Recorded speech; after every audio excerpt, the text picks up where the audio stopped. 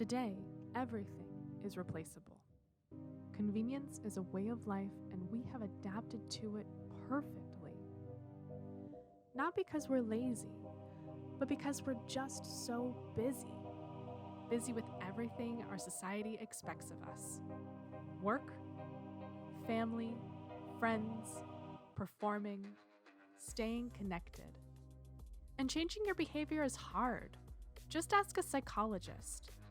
Human behavior can be very challenging to change. Oftentimes, when we engage in behavior over and over again, it becomes habitual, so almost automatic, and it can be very difficult to even notice that you're engaging in a particular behavior that you might want to change. Behavior is part of a mindset, and right now, ours is a disposable one that was sold to us by some of the best advertisers on Madison Avenue in the 1950s. After World War II, all anyone wanted was to forget their grief and for life to just get back to normal. And so, a new normal was created. Have you tried Saran Wrap? It really is amazing. And since the 1950s weren't that long ago, the convenience of disposability has stuck around. We've been trained to treat plastic as disposable. But it can take up to 1,000 years for it to break down, releasing hazardous chemicals into our soil. Over the last few decades, people have begun to understand the implications of plastic in the environment. And they came up with a solution: recycling.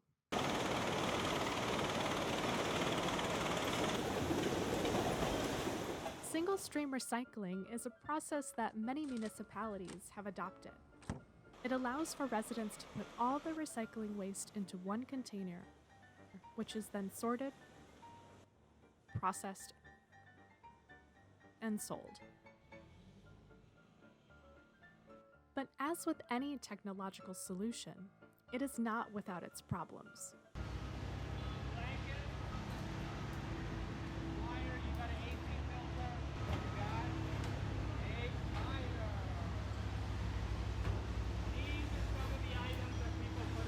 Waste Management is the nation's largest environmental services provider in North America. We're also the largest recycler in America, along with the largest marketer of recyclable commodity in America as well.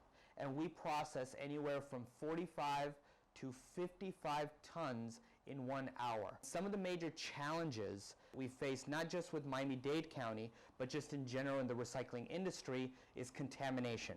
Contamination is defined as any item that's not accepted on the recycling acceptability list. As of now, typically it's around 25 to 30% contamination. There's another word for this kind of contamination. It's called wish cycling. Wish cycling is when someone tosses questionable items into their recycling, hoping they can somehow be recycled. And when these items contaminate the surrounding material, all that potential recycling goes to a landfill. When recycling is contaminated, it can't be sold. That's the other issue with recycling. It's not as straightforward as we think. Recycling is only sustainable when they have end markets for the material. China in 2017 banned plastic and paper coming into their country. It had to be 0.5% contaminated, no more than 0.5% contaminated. Recycling doesn't always have the outcome we expect. For many of us, it is the way we feel like we are doing something for the environment. But once we've done it, we check the environment off of our list of worries. Since the Enlightenment, Western thought has trained us to believe that there's a binary between the natural and nature and the wild, and humanity, us, ourselves. This is a problem that is bigger than any one person. It's a problem with our society and the way we view the environment as something to be used, not protected. With social problems and ecological problems, it can feel like we are the people to blame, that our own individual actions are what are causing the problems. And we hear this a lot from the media, from the government, and from educational systems, that if there's a problem, is people to blame and individual actions are how we fix them. This is not always the case. Our individual actions can create some of a solution, but it actually, more often than not, is a structural issue that underlies the problem. And that it's through policy and through careful work at higher levels of scale than the individual that a solution might be found.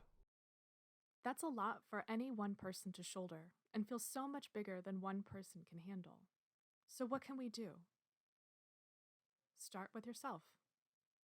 So I think with respect to changing one's own behavior, there are a couple of different methods that people use. Some folks seek outside help. Some people engage in sort of self-help practices. One of the most important things is probably recognizing the behavior that you're engaged in that you want to change and noticing when you're engaging in that behavior.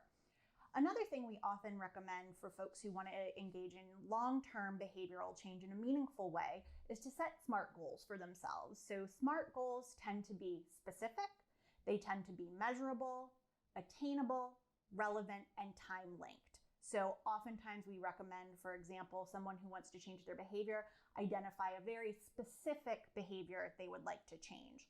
It should be something that they can measure. So I engage in this behavior once a day, and I would like to increase that behavior by 2 times a day, for example. It should be attainable or achievable. It should be something that you think you can actually do.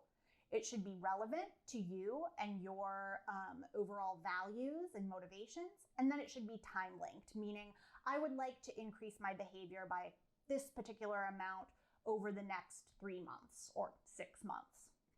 What we can do is change our behavior to be more sustainable by reusing instead of only recycling, and then organizing and working toward large-scale changes for the environment. There is no boundary between humanity and the planet. Humans are a part of the environment. In the end, we both depend upon each other for survival.